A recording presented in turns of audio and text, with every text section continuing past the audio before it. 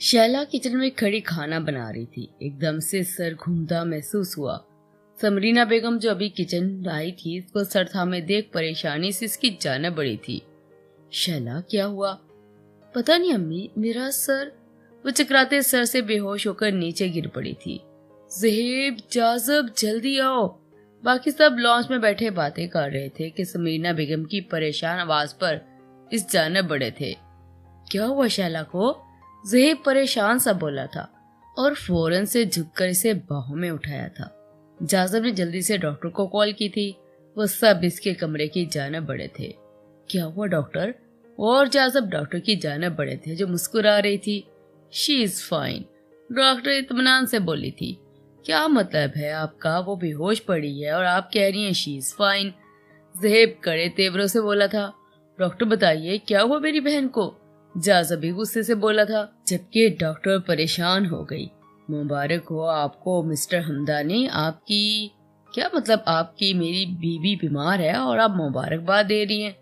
ज़हेब इंतहाई तैश में धड़ा था, जबकि इसकी माँ ताई जो कब से खामोश खड़ी थी बोल पड़ी। तुम चुप कर जाओ, पहले पूरी बात तो सुन लो। उन्होंने झाड़ पिलाई थी। डॉक्टर ने ज़हेब को नजरअंदाज किए इन दोनों खवातीन को बताया था कि आपकी बहू प्रेग्नेंट है। वीकनेस की वजह से वो बेहोश हो गई थी। मैंने इंजेक्शन लगा दिया है, ये कुछ मेडिसिन है जो आपने इनको देनी है। सबके चेहरे खुशी से खिल उठे थे। ज़हेब की आंखों की चमक तितनी थी। वो फौरन से अंदर बढ़ा जहाँ शैला लेटी हुई थी। बाकी सब नीचे जा चुके थे। ज़हेब आराम से शैला के पास लेटा इसकी पेशानी पर अपना लम्स छोड़ा था जो जर्दी माए रंगत लिए लेटी हुई थी। थैंक यू माय लव, इतनी बड़ी खुशी देने के लिए। वह सरगोशी में इसके कान में बोला। आहिस्ता से इसके गिर्द हसार बांधकर इस पर झुका। शैला के नक्श को जा बजा अपने लम्स से मोतबर करने लगा। अपने चेहरे पर देखती सांसों और वजन से इसने अपनी आंखें खोली थी। ज़हेब, शैला इसकी जिसारतों से सुर्ख पड़ती बोली थी। मुबारक हो चान, ज़हेब गंभीर आवाज में बोलकर इसके बालों में चेहरा छुपाया था। कैसी मुबारक? शैला ने हैरानगी से पूछा था। ज़हेब ने चेहरा इसके बालों से निकाले मखमू निगाहों से देखा था। इसके लबों पर शरीर से मुस्कुराहट दौड़ रही थी। मेरे तंग करने का अजर, वो बेबाकी से बोला था, जबकि शैला सुर्ख पड़ती कुछ मामला समझ चुकी थी। मुझे मुबारक नहीं दोगी? ज़हेब ने अंगूठे से इसका गाल सुलहाया था। मतलब? शैला ने अटकते पूछा था। ज़हेब ने हाथ इसके पेट पर रखा कि शैला एकदम कान की लो तक सुर्ख पड़ी थी। हमारे बेबी की मुबारक, ज़हेब इसकी आंखों में देखकर बोझल आवाज में बोला था। आपको भी मुबारक हो, शैला कहकर लब दांतों में दबाकर इसे देखने लगी थी। जो खुशमीकी नजरों से इसे देखता इस पर मुकम्मल झुककर इस पर काबज होता, फरार और मज़ाहमत की तमाम राहें मसदूद कर गया था। शाह बिल्ला के मकीन बड़े से लॉन्च में बैठे थे, जहां ईमान और सुमी जोरों शोर से समेत मरी चलने का कह रहे थे। ईमान के पेपर खत्म हुए थे, इतने दिनों से उद्योग की कैद में थी, फिर पेपर्स ने कैद कर लिया था। अब इसका दिल बहुत था कि घूमने जाने का। प्लीज भैया मान जाए ना, ईमान मुंह बसोरती बोली थी। डैड मान जाए ना, फुफ्फो देखना ना, डैड मान जाएंगे, सोमी ने इसे तसल्ली दी थी। पर बेटा मुझे छुट्टियां नहीं मिलेंगी, सजल की भी तबीयत ठीक नहीं है। समीर ने बहाना घड़ा था। मैं ठीक हूँ समीर, और मेरा भी दिल बहुत है पुरफिजा मकाम में जाने का। सजल ने झट से कहा था। समीर ने दांत पीसे थे। मुझे छुट्टियां नहीं मिलेंगी। आखिरी कोशिश की कि वो सजल की तबीयत के पेशे नजर नहीं जाना चाह रहा था।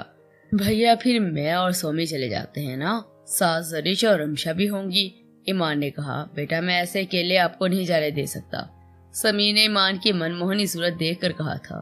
प्लीज भैया, प्लीज प्लीज। ओके, समीर ने हथियार गिरा दिए थे। दफातन अहमद की आवाज गूंजी थी। कोई कहीं नहीं जाएगा, शादी के बाद अपने शोहर के साथ घूमना फिरना। भारी सख्त आवाज पर ईमान की सीटी गुम हुई थी, जबकि सोमी दौड़कर अहमद के गले लगा था। चाचू मेरा बच्चा। अहमद ने इसके बाल बिगाड़े और माथे पर बोसा दिया था। इसकी और सोमी की दोस्ती मेंशन में हुई थी। वो अक्सर मेंशन आता था तो जरीश इसे अपने पास रोक लेती, तो दोनों में दोस्ती हो गई थी। ईमान सांस रोके इसको देख रही थी, जो संजीदा सा काफी प्यारा लग रहा था। ये लो आपकी फेवरेट गेम। अहमद ने इसको गेम पकड़ाई, जिसे लेकर वह अहमद का गाल चूमकर थैंक यू बोलता अपने कमरे में चला गया था। अहमद ईमान पर नजरें गाड़े आगे बढ़ा, जो white long shirt white trouser में रेड कलर का दुपट्टा सर पर लिए नजरें झुकाए बैठी थी। ये समीर सजल के सामने इनकी पहली मुलाकात थी। जो कदम बा कदम चलता इसके पास आया था, ईमान का दिल कानों में धड़क रहा था।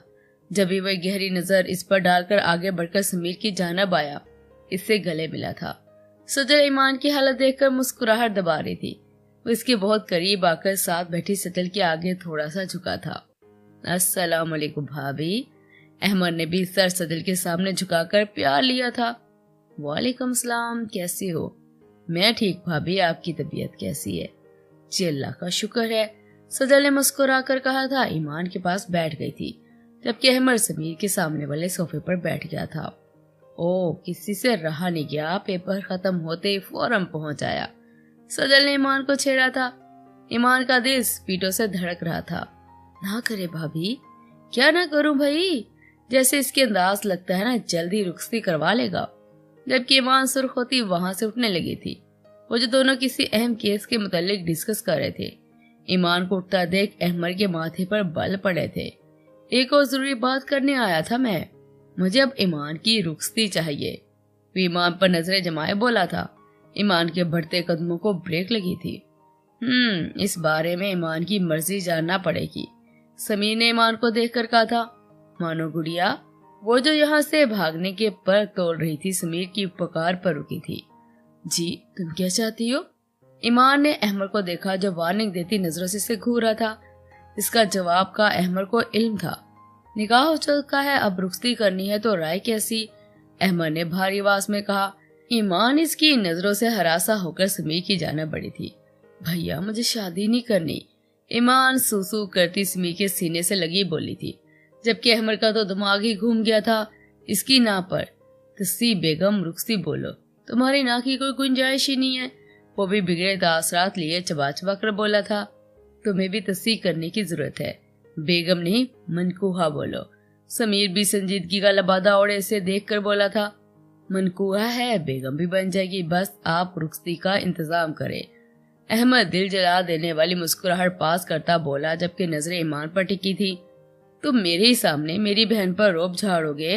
अहमद दुरानी, आपकी बहन मेरी बीवी है साले साहब। मैंने रुखसी नहीं दी और ना ही दूंगा। समीर सद आंखों से वान करता बोला था। कल तक, सिर्फ कल तक का वक्त साले साहब, सोचकर कोई आसपास की डेट रखी है, वरना बीवी तो मैं अपनी ले ही जाऊंगा, चाहे आपकी रजामंदी शामिल हो या नहीं।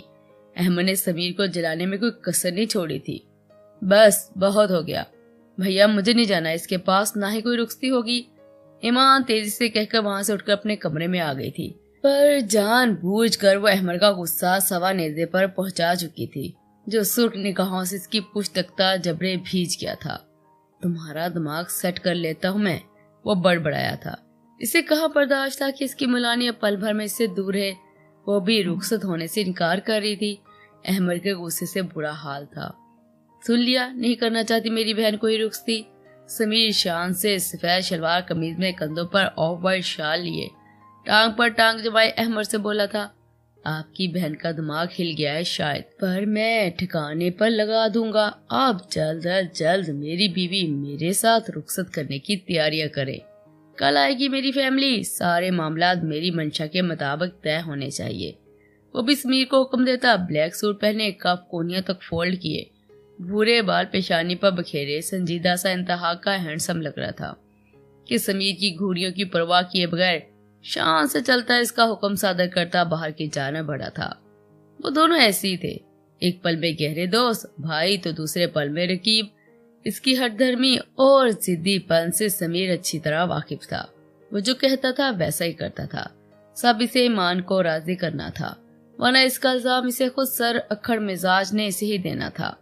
जबकि सजल जो किचन से निकलते वक्त इनकी गुफ्तगू अंदाज देखकर और सुन चुकी थी, होंकों की तरह कभी समीर तो कभी जाते अहमद को देख रही थी। समीर, इसकी पुकार पर इसने देखा। ये सब तुम नहीं समझोगी, चलो आओ कमरे में चले। समीर गंभीर आवाज में बोला, सजल के लबों को छूकर इसे अपने हिसार में लिए कमरे में चला गया था। बुरहान ऑफिस से घर आया, सब लॉज में बैठे थे, इसलिए किसी की तलाश में नजरें दौड़ाई थी, पर वो नजर न आई। जा पुत्र, फ्रेश हो जा। ठीक है बीजी। वो जैसे कमरे में आया, जरश कहीं न दिखी। बुरहान ने इसे आज अपने जल्दी आने का कहा था। इतने दिनों से इसको टाइम दे रहा था और आज तो वो बिल्कुल इस दूरी पर आमादा नहीं था। और ये बात वो जरिश को पहले ही पेपर वाले दिन बता चुका था।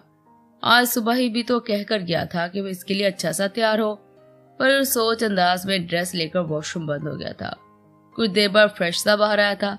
जरिश अब तक रूम में नहीं आई थी। बुरहान बाल सेट करके नीचे आया। बीजी, जरिश कहाँ है? इसका सबर जवाब दे चुका था जब ये पूछ लिया। पुत्र, वो तो घर गई है, कह रही थी तुझसे पूछकर कुछ दिनों के लिए रुकने जा रही है। जबकि बुरहान को इसकी हरकत पर तब चढ़ी थी।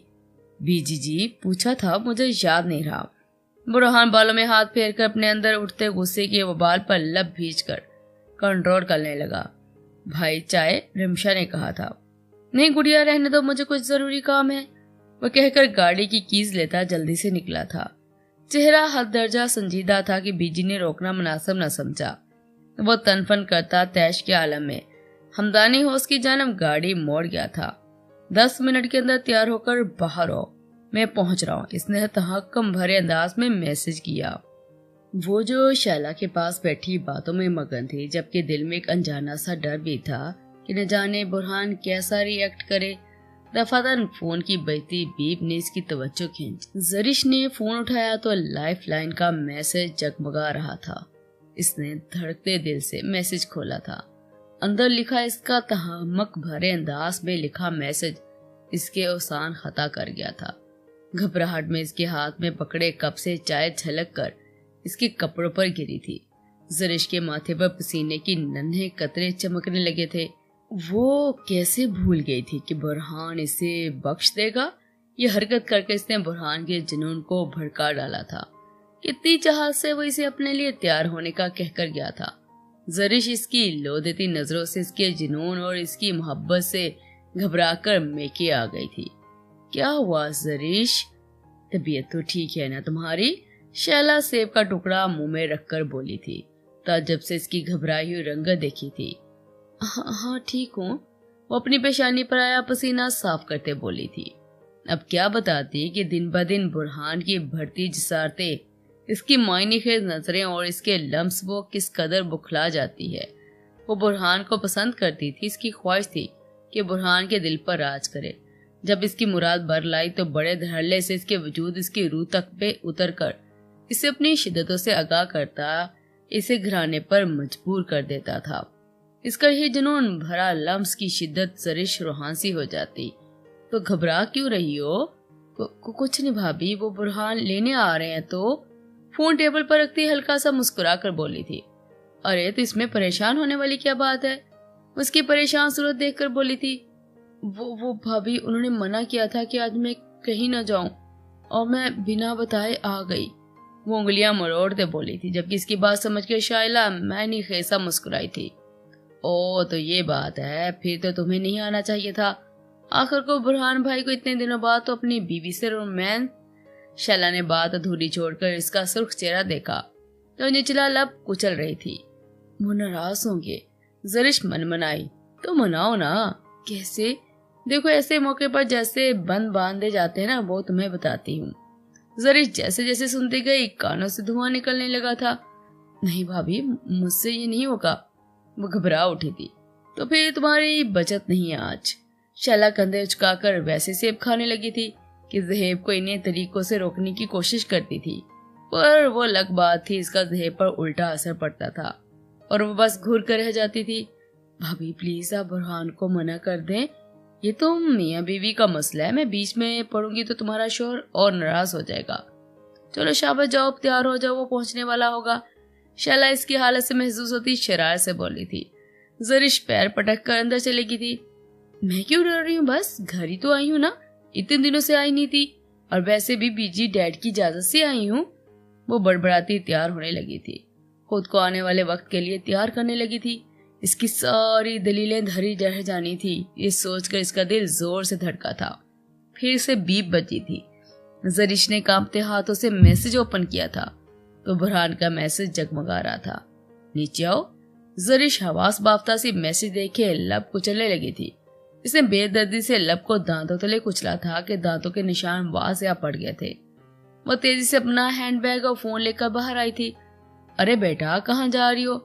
इसको तेजी से जीने उतरता देख समरीना बेगम बोली, वो माँ बुरहान बाहर आए हैं लेने। इतनी जल्दी? अभी कुछ देर पहले तो आई हो। जबकि जरिश इनकी बात पर सटपटाई थी। मॉम वो हमने इनके दोस्त की तरफ जाना था, आज मैं भूल गई इसलिए लेने आए हैं। जरिश झूठ कर बोलकर जल्दी से वापस आई थी और समरीना बेगम के गले से झूल गई थी।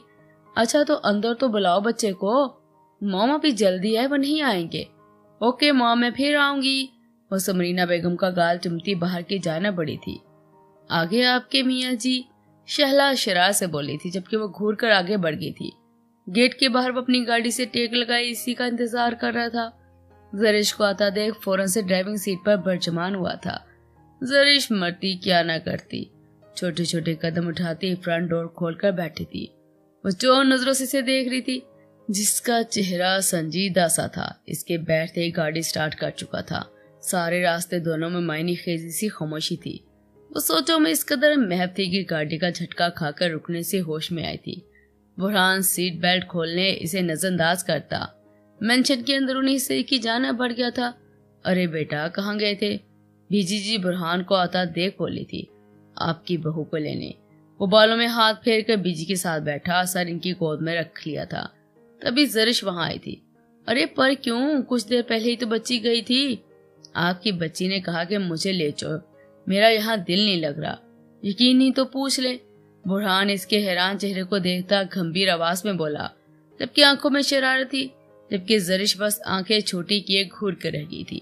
ये तो अच्छी बात है, हमारी बच्ची का हमारे सिवा दिल नहीं लगता। बीजी प्यार से बोली थी। खाना लगवाएं बीजी, भूख लग रही है।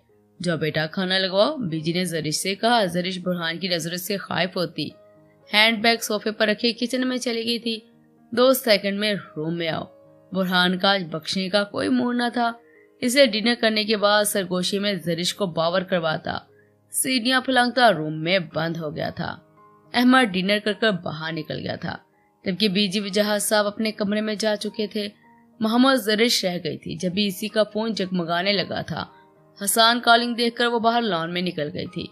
अब जरिश तजब का शिकार उंगलियां चटखा रही थी। एक गहरा सांस भरकर मुलाजमा को बर्तन समेटने का कहकर खुद धड़कते दिल और सुर्ख चेहरे से कमरे की जाना बढ़ी थी। इसने जैसे ही दरवाजा धकेला, बुरहान बैल्कनी में खड़ा शायद इसी का इंतजार कर रहा था।